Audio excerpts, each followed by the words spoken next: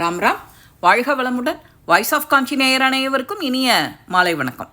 ஒரு வயசான பால்கார அம்மா காஞ்சிபுர நகர்வாசி தான். அவளுக்கு எல்லாமே ஸ்ரீ பெரியவா தான். ஒரு தடவை பால் வியாபாரத்துக்கு புது பசுவை வாங்குறா. அது அதிகமாக பால் தரும் பசு. அது வாங்கின அன்னிக்கே மாட்டிற்கு செய்ய வேண்டிய பூஜைகளெல்லாம் ஒழுங்காக செய்கிறா. முதலாக அந்த பாட்டி பாலை கறக்கிறா. கறந்தவ பால் எதிர்பார்த்ததை விட அதிகமாக இருக்கவும் புதிய பாத்திரம் ஒன்று வாங்கி பாலை அதில் நன்னா காய்ச்சி இன்னொரு புதிய பாத்திரத்தில் ஊற்றி எடுத்துட்டு நேராக மடத்துக்கு வரா. பெரியவாளுக்கு கொடுக்குற வரிசையில் அவள் நிற்கிறா. இதை கவனித்த அந்த சிப்பந்திகள் தொண்டர்கள்லாம் அவளை எச்சரிக்கிறா.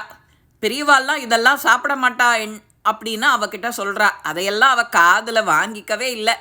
தான் வணங்குற தெய்வத்துக்கு பாலை எப்படியாவது கொடுத்துடணுங்கிறது மட்டும்தான் அவளோட பிடிவாதமாக இருந்தது, ஆசையாக இருந்தது. பெரியவா அருகில் வந்த ஊழியர்களோ அந்த மேலே பேசாமல் சைகையில் அவளை விரட்டுறா. அப்போவும் அவள் அசையவே இல்லை.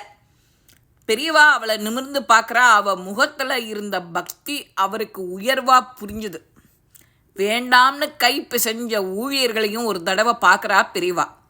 பின்னாடி அந்த சொம்பை எடுத்து பாலை குடிக்கிறா பெரியவா. ரொம்ப ருசியாக இருக்கே. பால்காரியோட கோரிக்கை உடனே நிறைவேறது. சாஷ்டாங்கமாக ஸ்ரீ பெரியவால விழுந்து பகவானை வணங்குறா. இந்த மாதிரி தான் அனுகிரக மழை நம்ம எல்லாருக்கும். நம்ம காஞ்சிபுரம் சந்நிதிக்கு ஒரு தடவை முடிகிறவா போயிட்டு வரலாமே. சேர்ந்து ஒரு குடும்பமாக அந்த மகான்களோட சந்நிதிக்கு போனாலே அவ்வளவு வைப்ரேஷன் இருக்குன்னு சொல்லுவா. போய் நம்மளுடைய வாரிசுகளெல்லாம் போய் பிரதர்ஷனம் பண்ணிட்டு வான்னு நம்ம தானே சொல்லி கொடுக்கணும்.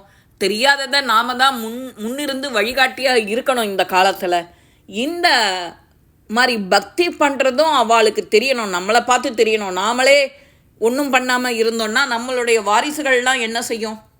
அதுக்காக வேண்டியான நம்ம வாரிசுகள் நன்னா இருக்கணுங்கிறதுக்காக வேண்டியான நாம் இதெல்லாம் செய்யணும்.